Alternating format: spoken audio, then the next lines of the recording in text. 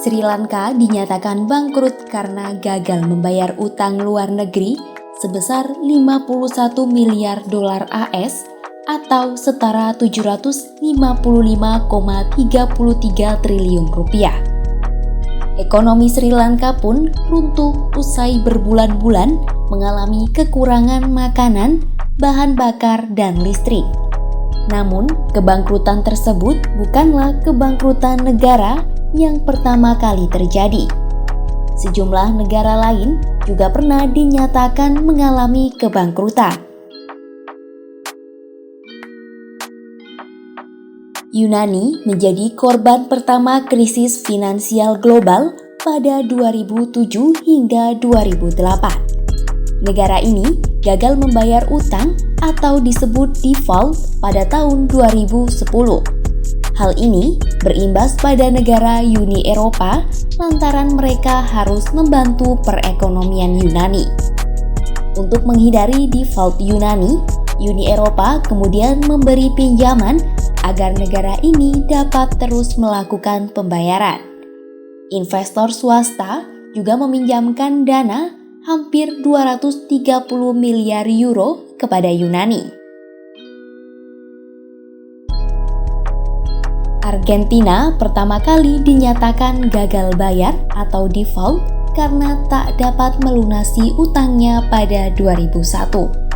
Pada 2014, negara ini juga kembali mengalami default saat dua dana lindung AS menggugat pembayaran sebagian utang lama Argentina. Pemerintah Argentina kemudian mengajukan pinjaman sebesar 56,3 miliar dolar AS ke Dana Moneter Internasional pada 2018. Presiden Venezuela Nicolas Maduro mengatakan bahwa negaranya tak akan mengalami kebangkrutan pada 2017. Namun nyatanya Venezuela justru harus terlilit utang sebesar 150 miliar dolar AS kepada Cina dan Rusia. Venezuela akhirnya meminta restrukturisasi terhadap pembayaran utang kepada Cina dan Rusia. Ekuador diketahui menolak membayar utang pada 2008 kepada AS. Padahal sebenarnya negara ini mampu membayar utang senilai 10 miliar dolar AS.